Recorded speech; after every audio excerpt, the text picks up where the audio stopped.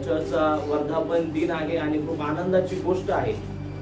14 वर्ष आज या चर्चला पूर्ण होत आहे आणि 14 वर्षांपासून या चर्चची उन्नती होत आहे, आध्यात्मिक उन्नती होत आहे, वाटचाल चालू आहे, देव चालवत आहे, मार्गदर्शन करत आहे.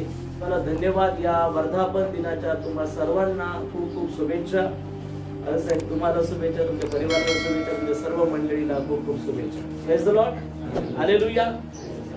जाऊया देवाच्या पवित्र वाचनाकडे. पण यावेळेस देवाच्या वाचनाकडे जात असताना आपण डोळे बंद करूया आणि प्रार्थना करूया. एक छोटीशी प्रार्थना करूया. Thank you Jesus. धन्यवाद लॉर्ड. पवित्र देवा, आम्ही मनापासून तुझे आभार मानतो, तुझ्या नावाला आम्ही धन्यवाद देतो.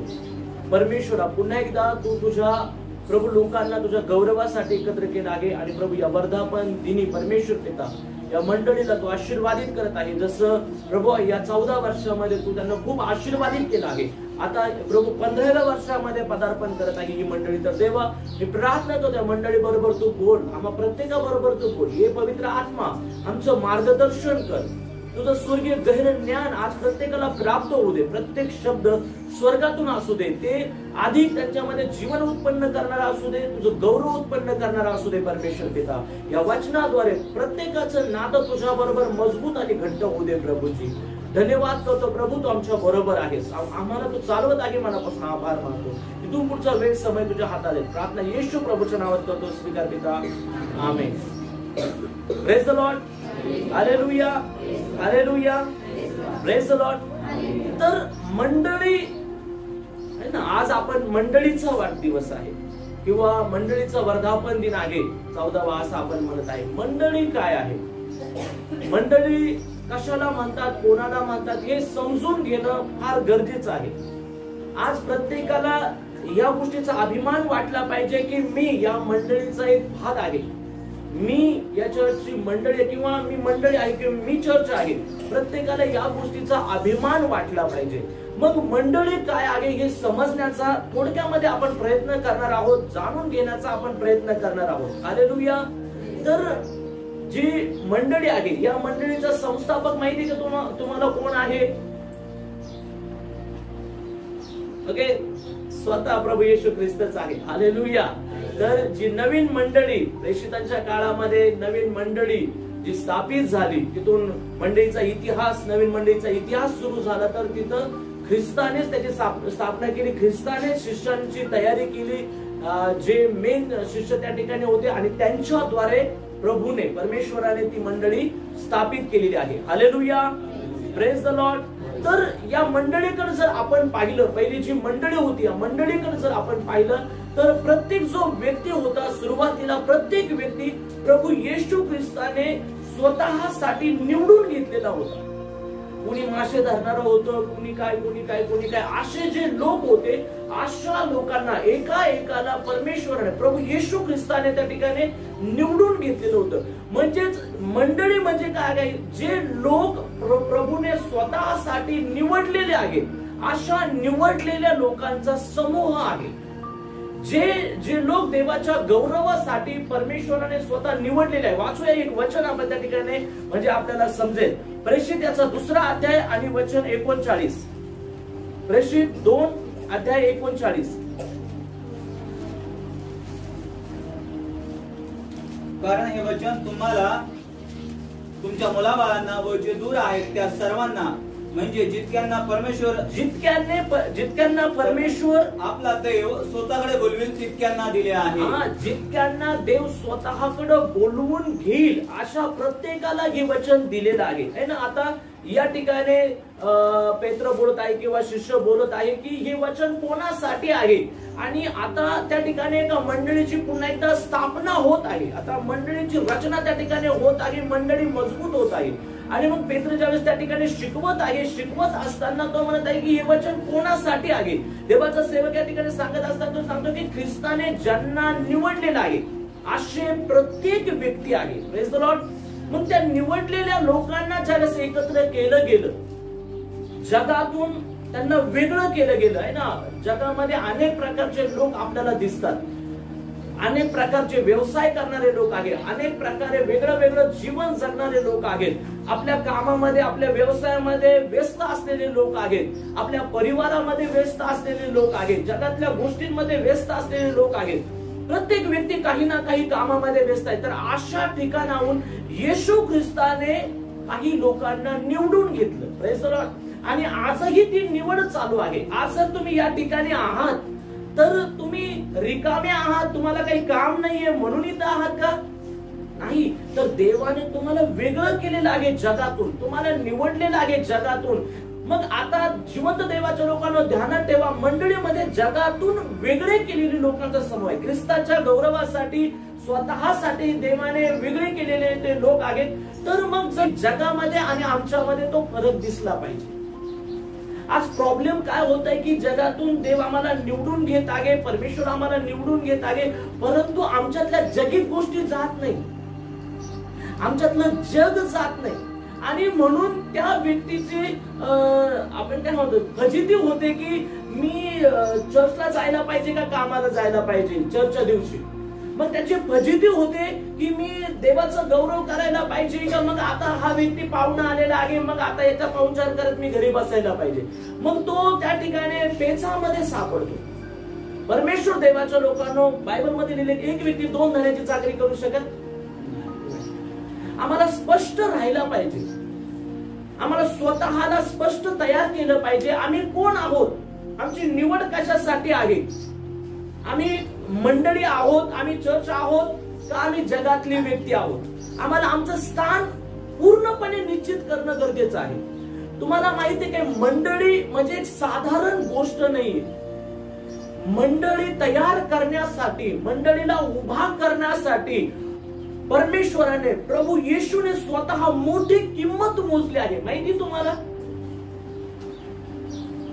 ज्यांच्यासाठी मोठी किंमत मोजलेली आहे ना ते लोक म्हणजे मंडळी आहे. ध्यानात ठेवा, जर तुम्हाला असं वाटतं की प्रभूने माझ्यासाठी मोठी किंमत मोजलेली आहे तर तुम्ही जर या गोष्टीची जाणीव करत आहात तर तुम्ही मंडळी आहात.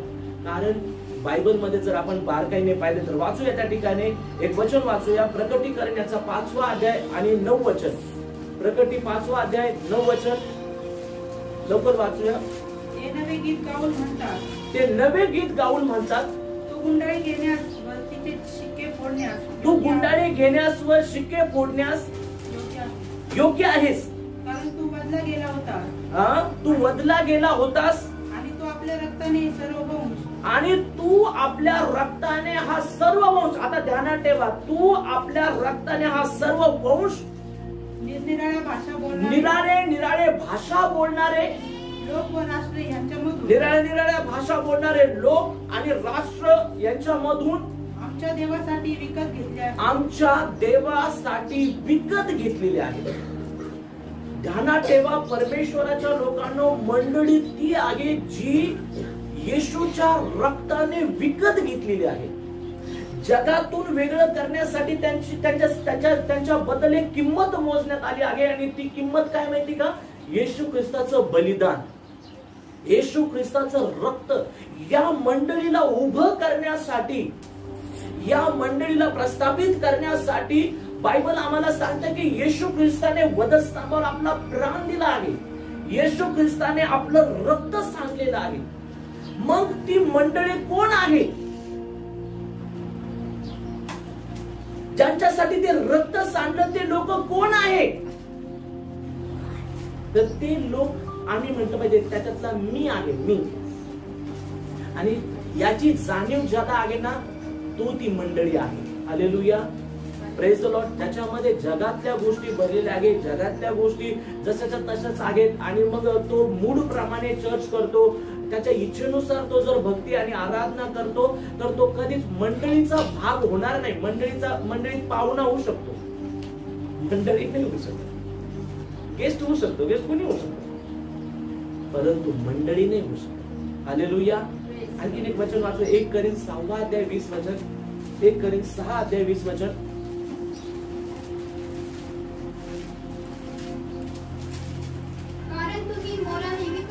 कारण तुम्ही मोलाने विकत घेतलेले. आता तुम्ही मोलाने विकत घेतलेले म्हणजे मोलाने म्हणजे किंमत देऊन विकत घेतलेले.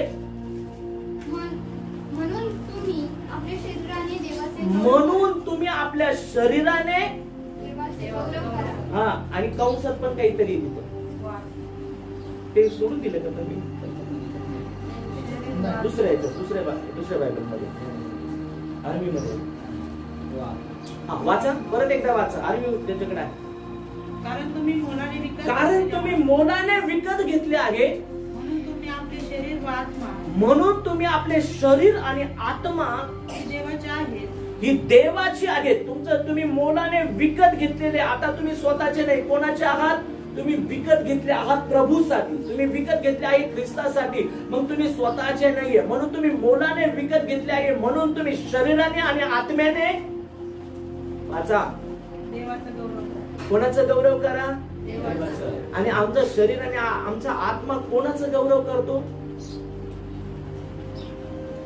आता इलेक्शन आलं इकडे तर कोणाचं पण गौरव. Hallelujah, praise the lord. परमेश्वराच्या लोकांनो, तुम्ही जर मंडळी आहात, तुम्ही जर मंडळीचा भाग स्वतःला समजता, तर तुमच्यासाठी किंमत मोजलेली आहे म्हणून तुम्ही इथं आहात. आणि जर किंमत तुमच्यासाठी मोजलेली आहे, तुम्ही मोलाने विकत घेतलेली आहे, याची जर जाणीव तुम्हाला आहे, तर तुमच्या शरीराने पण आणि आत्म्याने पण, फक्त शरीराने म्हणजे फक्त ओठांनी नाही. पण बायबल मध्ये लिहिलं की ते फक्त माझ्या ओठांनी सन्मान करतात. म्हणून दोन्ही पण महत्वाचं आहे. हालेलुया. आम्ही शरीराने पण आणि आम्ही आत्म्याने पण कोणाचं गौरव केलं पाहिजे? बोला, कोणाचं केलं पाहिजे? बोला, कोणाचं गौरव केलं पाहिजे? केलं पाहिजे का? करतो का आम्ही गौरव? Hallelujah, praise the lord. जर आम्ही मंडळी आहोत, जर मंडळीचा भाग आम्ही आहोत, तर आम्हाला हे समजलं पाहिजे की ती किंमत काय आहे, ते आमच्यासाठी दिलेलं मोल काय आहे, त्या मोलाचं मर्म काय आहे. किती लोक प्रभू भोजन घेतात, तर तुम्हाला माहिती आहे का प्रभू भोजनाचं रहस्य काय आहे? प्रभू भोजन कोण व्यक्ती घेऊ शकतो? तर त्या ठिकाणी लिहिलं आहे, जो ख्रिस्ताच्या शरीराचं मर्म समजतो तो. वाचूया त्या ठिकाणी 1 करिंथ 11:29 वचन. कारण प्रभूच्या शरीराचे मर्म ओळखले. कारण प्रभूच्या शरीराचे मर्म ओळखल्याशिवाय जो खातो व पितो, जो खातो आणि पितो, तो खाण्याने व पिण्याने, तो खाण्याने आणि पिण्याने आपणावरती दंड ओढून घेतो. आता हे प्रभू भोजन कोणासाठी आहे? हे कोणासाठी आहे? जगात कोणाला पण देऊ शकता का तुम्ही? लग्नामध्ये त्याची वाटप करू शकता का? घ्या प्रभू भोजन. मग प्रभू भोजन कोणासाठी आहे? मंडळीसाठी आहे. कोणासाठी आहे? मंडळीसाठी आहे. मग हे वचन कोणासाठी आहे? मंडळीसाठी आहे. पण मंडळीला इथं परमेश्वर सांगत आहे, त्याचा सेवक बोलत आहे की त्याच्या शरीराचं मर्म ओळखल्याशिवाय खाऊ नका. याचा अर्थ काही लोक खातात. मर्म ओळखल्याशिवाय प्रभू भोजन घेतात. याचा अर्थ काय आहे? ते ख्रिस्ताच्या शरीरा संबंधाने, बायबल सांगतं खाली लिहिलं की ते ख्रिस्ताच्या शरीरा संबंधाने दोषी ठरतात. म्हणजे त्यांच्यावरती ख्रिस्ताच्या शरीराच्या वधाचा, मनुष्यवधाचा गुन्हा. मला काय सांगायचंय, मला हे म्हणायचं आहे की तुम्ही मंडळी म्हणजे साधारण गोष्ट नाहीये. गंभीरतेने या गोष्टीला लक्षात घेण्याची गरज आहे. परमेश्वराच्या लोकांनो, मंडळी म्हणजे ख्रिस्ताच्या शरीराचं मर्म ओळखणारे लोक आहेत. ख्रिस्ताच्या शरीराचं मर्म जाणून घेणारे लोक ते असले पाहिजे. त्याच्या शरीराचं मर्म काय आहे परमेश्वराच्या लोकांना समजून घेण्याचा प्रयत्न करा. तुम्ही आज मंडळी आहात, तर तुम्ही मंडळी होण्यासाठी, या पदावर येण्यासाठी एक स्थान आहे, हे कोणाला पण नाही मिळत. मंडळीमध्ये सहभागी होणं, मंडळीचा एक भाग असणं, हे स्थान कोणाला पण नाही मिळत. कुणी पण येऊ शकतो आणि म्हणू शकत नाही की मी या मंडळीचा सदस्य आहे किंवा मी मंडळीचा भाग आहे. कुणी पण नाही म्हणू शकत.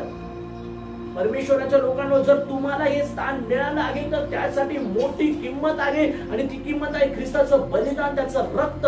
मग आता आम्हाला त्याचं मर्म समजलं पाहिजे की तो का मेला आहे वधस्तंभावर.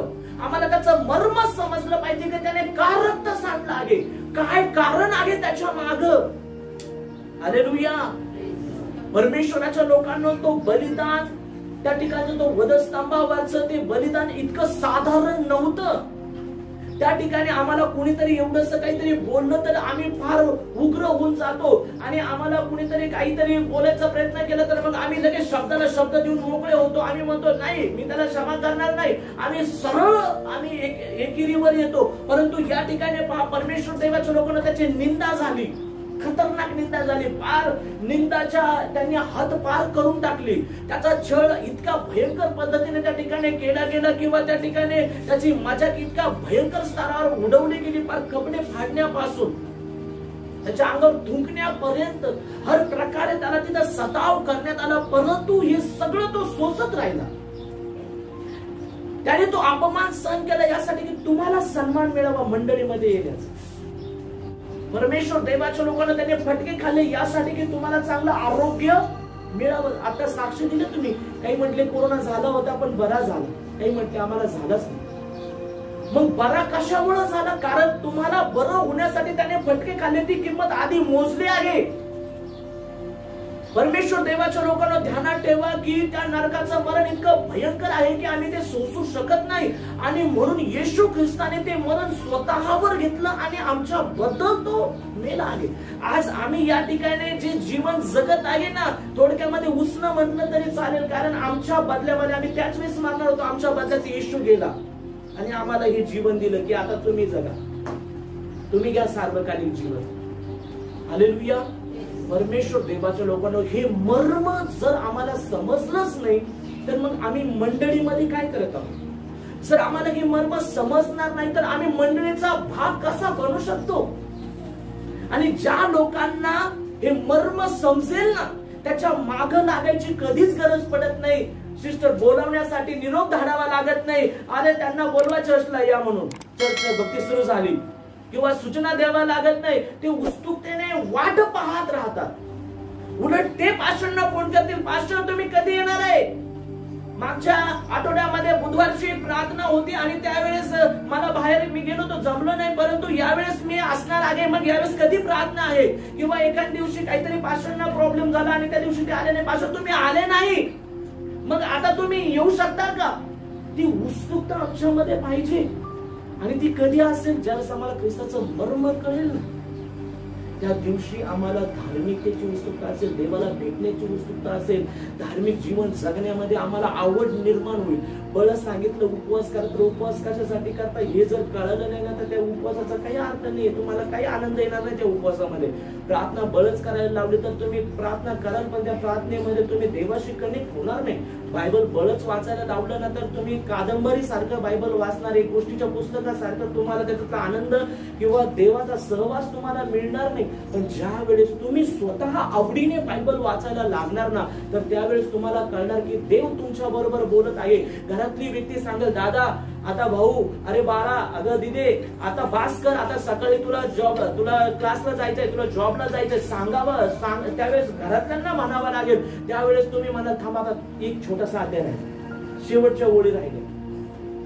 त्यावेळेस तुम्ही म्हणणार, पण बळच मानायला लावलं, बळच वाचायला लावलं तर जीवावर आल्यासारखं वाचणार. आणि वाचलं का ग? वाचलं का मम्मी?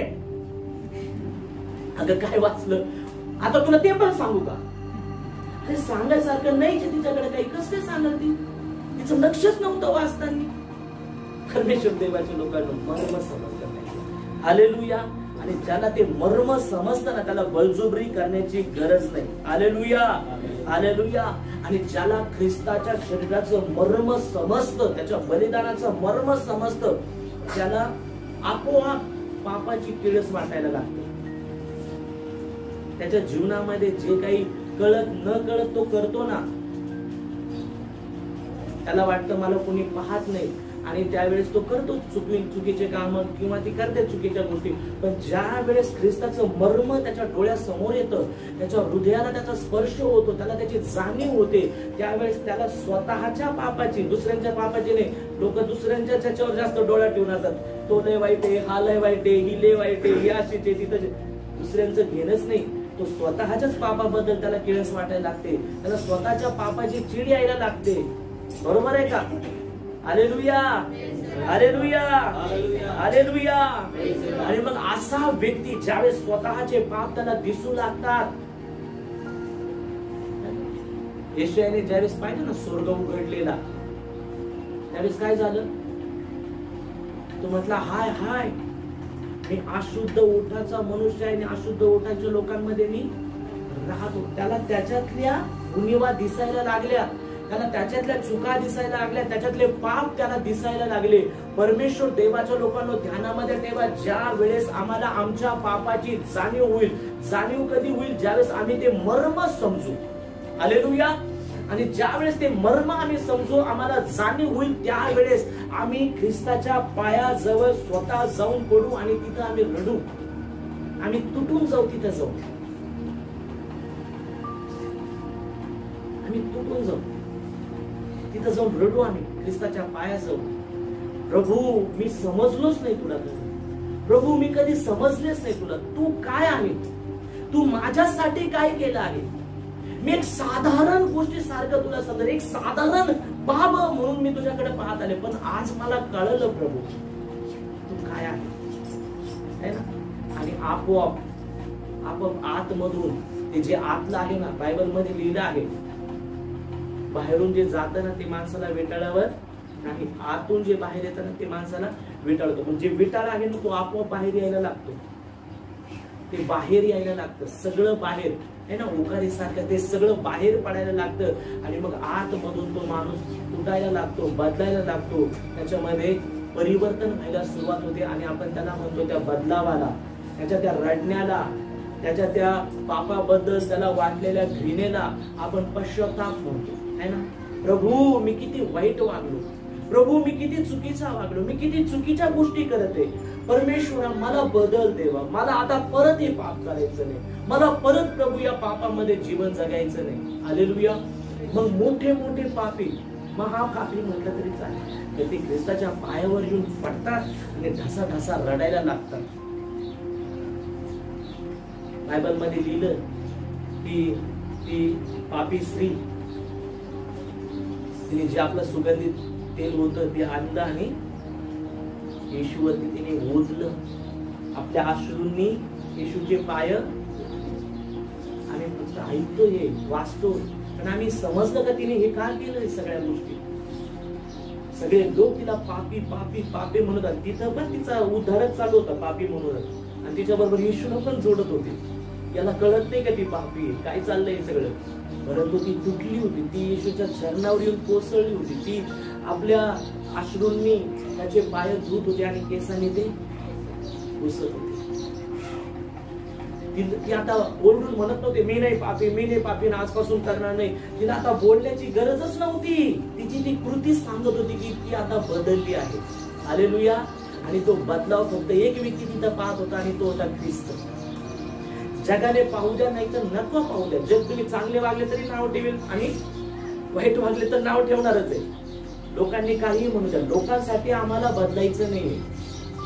प्रभू आमच्याकडे पाहतो. हालेलुया. आणि तुमच्यातला बदलाव तो पाहत आहे, तुमच्यातला बदलाव तो पाहणार आहे, आणि त्याला दिसलाच पाहिजे तो बदलाव, तरच ते शरीराचं मर्म ओळखल्यासारखं होणार आहे, तरच तुम्ही त्याच्या शरीराचं ते बलिदान, त्याने दिलेलं बलिदान आहे ना, ते बलिदान सार्थक ठरलं आहे असं होणार आहे. हालेलुया. Praise the Lord. तो प्रत्येकाची वाट पाहतो. तुम्ही म्हणणार नाही मग आमच्याच विषयी काय एवढं प्रभू विचार करत आहे, मग बाकीचे ते एवढे बदलले त्याच्याविषयी आनंद करावा, त्याच्याविषयी आहे हो आनंद, तर तुम्ही पण आहात ना त्याचं लेकरं. हालेलुया. तो तुमच्यावर पण तेवढंच प्रेम करतो ना. जक्कई व्यक्ती होता, जक्कई, ज्याला सगळे लोक पापी पापी पापी पापी म्हणत होते, बरोबर आहे का नाही. पण ज्यावेळेस येशू त्याच्या जवळ गेला आणि येशूने त्याला आवाज मारून खाली बोलवलं, म्हटलं चल आज मला तुझ्या घरी यायचं. आणि जसं येशू त्याच्या बरोबर चालू लागला, पवित्र शास्त्र सांगतं की येशूच्या सहवासामध्ये त्याचं जीवन असं बदललं की जितकं नाही का त्याला पापी कशामुळे म्हणत होते, कारण तो लोकांना लुबाडत होता, बरोबर आहे का नाही?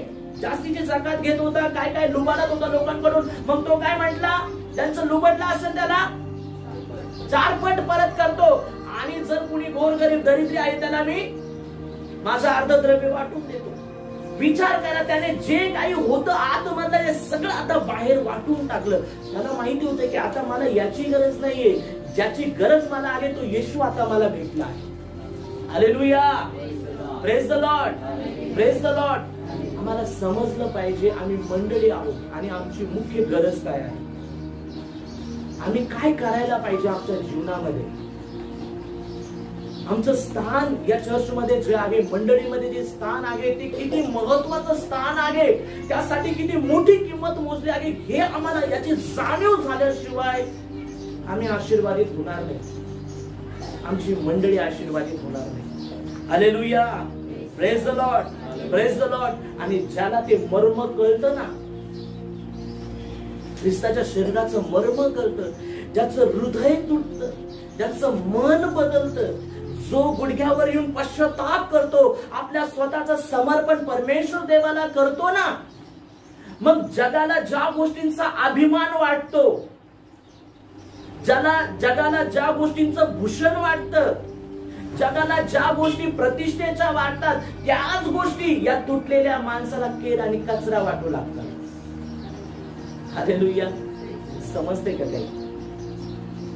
आज लोक प्रतिष्ठेच्या मागे धावत आहे, धन संपत्तीच्या मागे धावत आहे.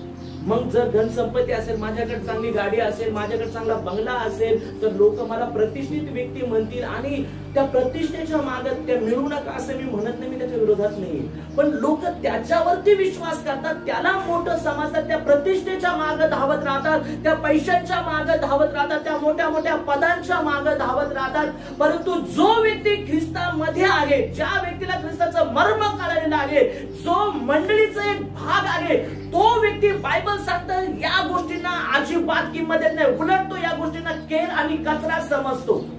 कारण त्याला माहिती या सगळ्यांपेक्षा जास्त मौल्यवान कोण आहे, माझा प्रभू आहे, आणि त्याने माझ्यासाठी सांडलेलं रक्त मौल्यवान आहे. या जगातल्या गोष्टी मौल्यवान होऊ शकतात का? माझ्या प्रभूच्या तुलनेत त्या गोष्टी मौल्यवान होऊ शकतात का? होऊ शकतात का? बोला ना, तुमच्यासाठी होऊ शकतात का? तुम्ही म्हटलं पाहिजे, हो मी ती व्यक्ती आहे, मला जगातल्या गोष्टी केर आणि कचरा वाटतात, त्या प्रतिष्ठेच्या, जग ज्याला प्रतिष्ठा म्हणते ना, त्या गोष्टी मला केर आणि कचरा वाटतात. त्या दिवशी तुम्ही खऱ्या अर्थाने मंडळी आहात. हालेलुया. वाचू एक वचन त्या ठिकाणी, म्हणजे आणखी समजेल तुम्हाला. फिलिप्पियराचं पत्र अध्याय 3 आणि वचन 8. इतकेच नाही तर ख्रिस्त येशू माझा प्रभू. इतकेच नाही तर ख्रिस्त येशू माझा प्रभू. कधी म्हणतो का आम्ही माझा प्रभू? हॅलो, माझा प्रभू, ख्रिस्त येशू माझा प्रभू. प्रभू याचा अर्थ आहे मालक. प्रभू या शब्दाचा अर्थ काय आहे? मालक. ख्रिस्त येशू माझा प्रभू, माझा मालक. याच्याविषयीच्या ज्ञानाच्या श्रेष्ठत्वामुळे, याच्याविषयीचं जे ज्ञान आहे, त्याच्या ज्ञानाच्या, या वचनाच्या, त्याच्या या ज्ञानाच्या श्रेष्ठत्वामुळे मी सर्व काही हानी असे समजतो. मी सर्व काही बाकीच्या ज्या गोष्टी आहे हानी समजतो, त्या माझ्या नुकसानीच्या आहे, त्या मला देवापासून तोडतात. त्यामुळे मी सर्व गोष्टींना त्यामुळे मी जगातल्या सर्व गोष्टींना मुकलो आणि त्या केर कचरा अशा लेखतो. आणि मुकलो म्हणजे काय झालं? मला त्याचं वाईट वाटतं असं नाही. अरे ते माझ्यासाठी केर आणि कचरा आहे. यासाठी की मला, अशासाठी, यासाठी की मला ख्रिस्त हा लाभ प्राप्त व्हावा. ख्रिस्त हा लाभ मला प्राप्त व्हावा. हालेलुया. जास्त महत्व, प्रथम स्थान आमचं कोणाला असलं पाहिजे? आमच्या प्रभूला असलं पाहिजे, आमच्या राजाला असलं पाहिजे. हालेलुया. आम्ही जर त्याला मालक म्हणतो, माझा मालक, माझा प्रभू म्हणजे माझा मालक, तर मालकाचा ऐका ना, मालकाने दिलेल्या आज्ञांकडे लक्ष द्या. या ठिकाणी बायबल मध्ये काय लिहिलं? आपण मगाशी जे वचन वाचलं, 1 कोरिंथ 6 अध्याय 20 वचनामध्ये लिहिलं, कारण तुम्ही मोलाने विकत घेतलेले आहात, म्हणून तुम्ही आपले शरीर व आत्मा जी देवाची आहे, कोणाची आहे? तुमची आहे का? शरीर तुमचं आहे का? नाही आता मी झोपले, मला नाही जायचं आराधनेला. अरे तुझं आहे का ते? जर उठ आराधनेला चल. समजतंय का तुम्हाला? हे तुमचं नाहीये. याच्यावर कोणाचा अधिकार आहे? परमेश्वराचा अधिकार आहे. आणि म्हणून तिथं लिहिलं आहे, म्हणून तुम्ही आपले शरीर व आत्माची देवाची आहे, त्याच्याद्वारे देवाचा गौरव करा. की चला ठीक आहे, भटकला बहकला विकला गेला पापामध्ये, तर आता परत त्याच्यासाठी मोठी किंमत मोजून येशूने परत त्याला आणलं आणि परत म्हटलं आता तू प्रभूचा आहे, आता तू पुन्हा प्रभूचं गौरव कर. हालेलुया. मग आता पुन्हा परमेश्वराचा अधिकार आमच्यावर आहे. आता सैतानाचा अधिकार आमच्यावर नाहीये, जगाचा अधिकार आमच्यावर नाहीये. कोणाचा अधिकार आहे बोला? परमेश्वराचा आहे. मग परमेश्वराचा जर अधिकार आहे तर आमच्या शरीराने आणि आत्म्याने आम्हाला देवाचं गौरव केलंच पाहिजे. केलं पाहिजे नाही नुसतं, केलंच पाहिजे, कारण त्याच्यासाठी जन्म आहे. मग देवाचं गौरव कशाने होतं? परमेश्वराचं गौरव कशाने होतं? वाचूया त्या ठिकाणी एक वचन वाचूया, यवनाचं पुस्तकाचा 15वा अध्याय आणि वचन 8. आणि हे आज या मंडळीसाठी खूप महत्वाचं आहे. तुम्ही विपुल फळ दिल्याने, हॅलो, तुम्ही विपुल फळ दिल्याने माझ्या पित्याचा गौरव होतो. येशू म्हणतो कोणाचं गौरव होतं? कशाने होतं? विपुल फळ दिल्याने. विपुल फळ दिल्याने. मग टोकऱ्याच्या टोकऱ्या भरून इथं घेऊन या सफरचंदाच्या. हे फळ आहे का ते? मग कोणते फळ दिल्याने माझ्या पित्याचं गौरव होतं? आत्मिक जिंकल्याने. जे नाश पावत आहे ना ते आत्मिक जिंकल्याने. जे अंधकारामध्ये आहे, जे बंधनामध्ये आहेत, ते आत्मिक सोडवल्याने माझ्या पित्याचं.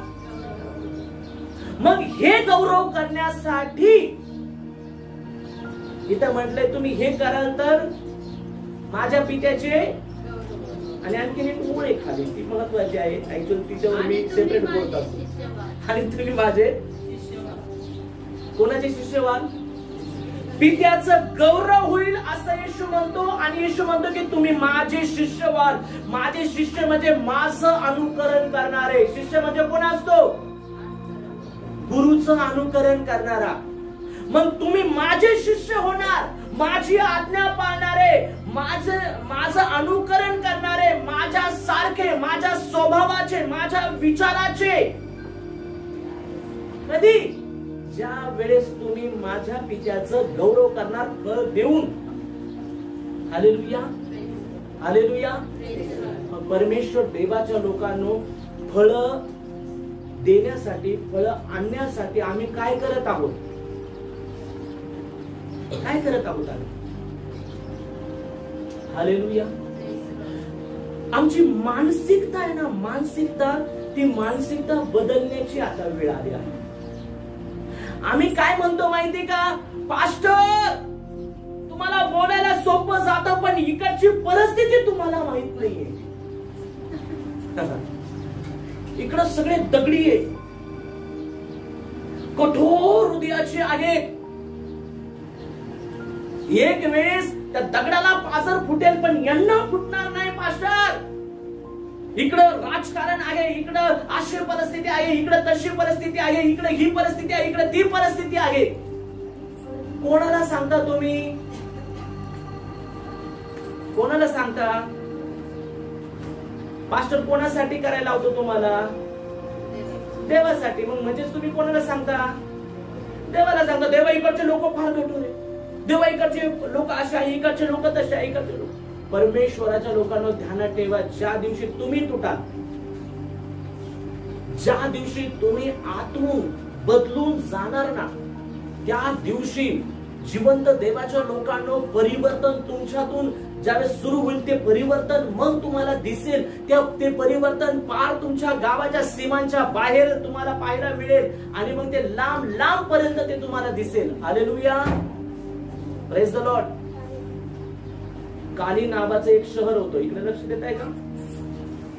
काली नावाचं एक शहर होतं. आणि त्या शहरामध्ये एका सेवकाला परमेश्वर देवाने पाठवलं. आणि ते शहर असं होतं की त्या ठिकाणी 7 मोठे मोठे ड्रगचे सरगना होते आणि प्रत्येक घरातले तरुण तरुणी, प्रत्येक व्यक्ती व्यसन करणारा होता, व्यसनामध्ये अडकलेला होता आणि मारपीट आणि हत्यार बाळगणं हे त्यांना काहीच वाटत नव्हतं. आणि पूर्णपणे पापामध्ये भरलेले लोक, पूर्णपणे अंधकारामध्ये गुरफटलेले लोक, छोटे छोटे लेकरं देखील त्या ठिकाणी बंदुकी घेऊन फिरणार, हत्यारं घेऊन फिरणार, चाकू घेऊन फिरणार, असं ते शहर होतं, काली शहर. त्या ठिकाणी परमेश्वराने एका सेवकाला सांगितलं, माझी इच्छा आहे तू त्या शहराला जा, त्या शहरामध्ये जा. त्याने पाहिलं त्या शहराकडे, परंतु प्रभू तू म्हणतो, तू म्हणत आहे, तू सांगत आहे, मी त्या शहरामध्ये जातो. आणि कोणी त्या शहरात जाण्याची डेअरिंग करत नव्हतं, कारण डेअरिंग केली तर तो वाचतच नव्हता. मग हा म्हटला, प्रभू तू म्हणत आहे मी त्या शहरामध्ये जातो. आणि त्याला माहिती होतं की तिथले लोक काय करतात, त्याला माहिती होतं तिथली परिस्थिती काय आहे, त्याला माहिती होतं की त्या ठिकाणी काय घडत आहे, सगळ्या गोष्टी त्याला अवगत होत्या. परंतु तो म्हटला, जर मला परमेश्वर पाठवत आहे, जर परमेश्वर मला तिथं घेऊन जात आहे, तर परमेश्वराने काहीतरी ठरवलेलं पण आहे. हालेलुया. आणि तो तिथं जाऊन गुडघ्यावर त्याने प्रार्थनेला सुरुवात केला. आता मी फार डिटेल सांगणार नाही, पण वेळ अशी आली की त्यांना स्टेडियम जे आहे ना, स्टेडियम मोठं, त्या ठिकाणी क्रिकेटचं स्टेडियम, फुटबॉलचं स्टेडियम, ते कमी पडायला लागलं त्या ठिकाणी मीटिंगसाठी आणि आराधनेसाठी. ते प्रार्थना करत होते, गुडघ्यावर बसून प्रार्थना करत होते. एक एक लोक त्यांना जोडले जात होते. विरोध एका बाजूला होत होता, परंतु दुसऱ्या बाजूने देव आपलं काम करत होता.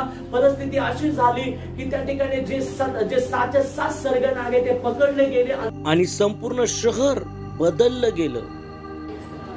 नंतर निश्चित त्या सेवकाला त्या ठिकाणी रक्तसाक्षी व्हावं लागलं, परंतु तोपर्यंत सगळं शहर बदललेलं होतं. हालेलुया. परमेश्वर देवाच्या लोकांनो, तुम्ही मोठे मोठे चॅलेंज स्वीकारणार ज्या वेळेस तुम्ही तुटून जाणार, तुम्ही मंडळी स्वतःला समजणार, ज्यावेळेस ते ख्रिस्ताच्या शरीराचं मर्म समजणार ना, हे गाव जर आहे तर या गावासाठी येशूने रक्त सांडलेलं आहे, या ठिकाणच्या प्रत्येक व्यक्तीसाठी रक्त सांडलेलं आहे, याची जाणीव ज्यावेळेस तुम्हाला होणार ना, त्या दिवशी तुम्ही उभे होणार आणि परमेश्वर देव तुम्हाला सामर्थ्य पुरवायला सुरुवात करणार नाही आणि होणार नाही. आणि इथं असं आहे, तिथं तसं आहे, तुमच्या मुखामध्ये येणार नाही. हालेलुया. Praise the Lord. परमेश्वर देवाच्या लोकांना ध्यानात ठेवा, परमेश्वराची मंडळी या नात्याने आम्हाला आमची जबाबदारी ओळखली पाहिजे. कारण आम्हाला या ठिकाणी जबाबदार पदावर येण्यासाठी मोठी किंमत ख्रिस्ताने मोजलेली आहे. जर किंमत मोजून या ठिकाणी आम्ही या पदावर आहोत, तर मग ते देवाचं गौरव आम्ही केलंच पाहिजे कोणत्याही हालतमध्ये. मग त्यासाठी मोठी किंमत मोजावी लागली तरी चालेल. हालेलुया. त्यासाठी मोठा त्याग करावा लागला तरी चालेल. साधू सुंदर सिंग यांची बहीण होती आणि त्या बहिणीचे मुलं होते 2, एक किशन सिंग आणि त्यांची बहीण होती शांता कौर. तर आज संध्याकाळी तुम्हाला एक होमवर्क, शांता कौर यांची साक्ष ऐकायची. शांता कौर या साधू सुंदर सिंग यांच्या बहिणीची मुलगी होती आणि त्यांचा भासा म्हणजे बहिणीचा मुलगा होता त्या ठिकाणी किशन सिंग. यांचं जर जीवन तुम्ही पाहिलं ना, तर घरचे करोडपती असलेले लोक ज्यावेळेस त्यांना प्रभूची सेवा करण्यासाठी पाचारण झालं, ज्यावेळेस प्रभू त्यांना सांगत होता की तुला हे करायचं आहे, त्यावेळेस ते परमेश्वर देवाच्या लोकांना ध्यानामध्ये ठेवा. त्यांनी स्वतःला थांबून ठेवलं नाही, त्यांनी रोखून ठेवलं नाही, तर मोठी किंमत मोजायला ते तयार झाले. आणि ती किंमत काय होती माहिती का? त्यांना स्वतःचं राहतं घर सोडावं लागलं. वडील म्हटले की तुला जर हे जाऊन सेवा करायची आहे, तर मग तुला इस्टेटीपैकी काही मिळणार नाही आणि मग तुला हेच करावं लागणार आहे आणि मग तुम्हाला आता अशाच प्रकारे फिरावं लागते. म्हटले चालेल.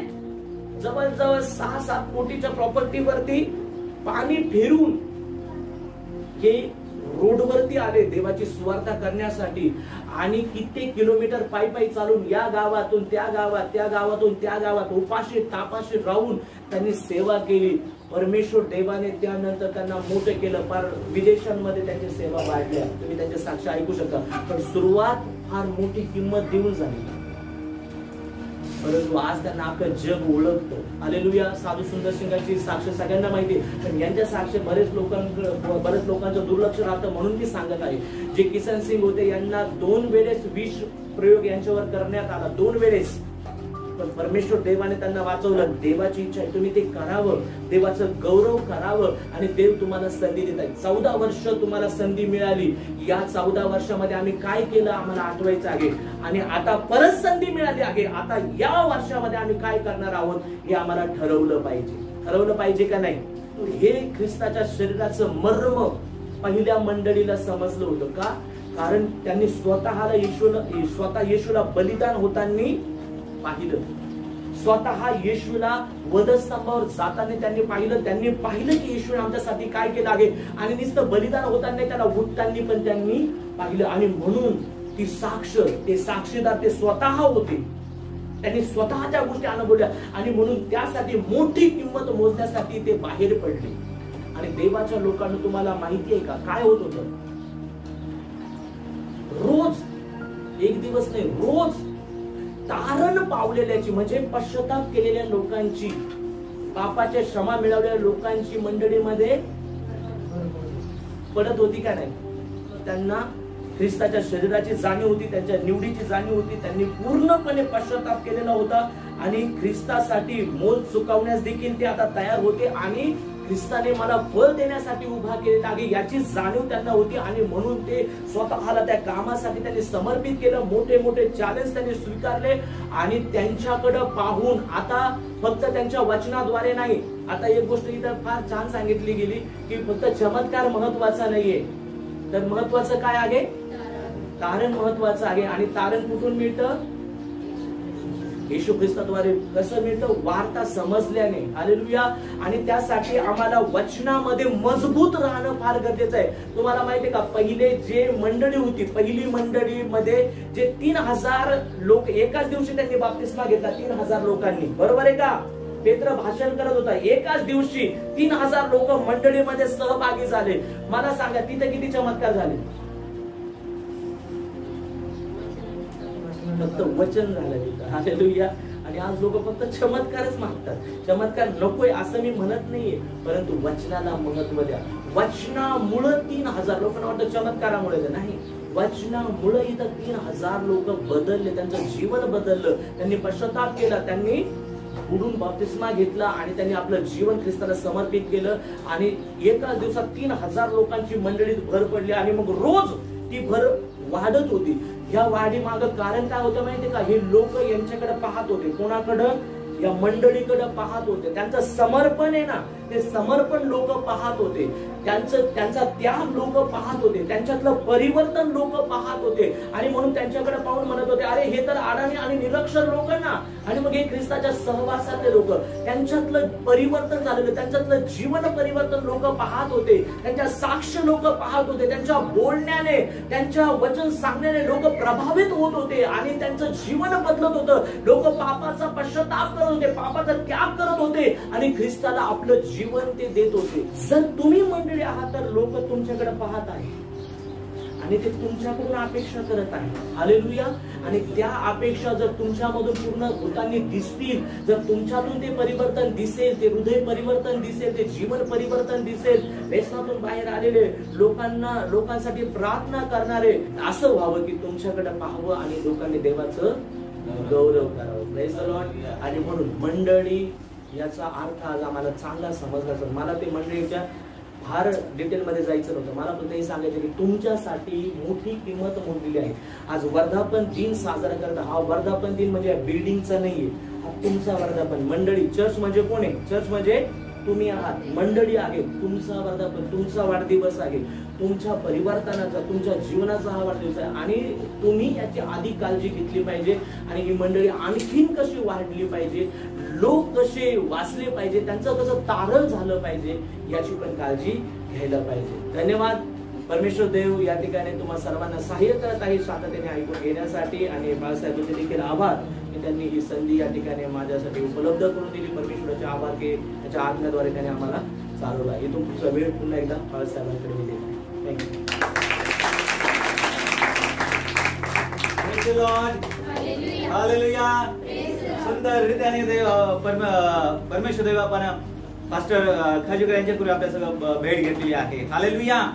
मंडळी काय आहे आणि मंडळीचं मर्म, मंडळी किती महत्वाची आहे किती सुंदररित्या सांगितलेलं आहे. आणि हा वाढदिवस आपल्या प्रत्येकाचा आहे, कारण मी चर्च आहे. कोण आहे चर्च?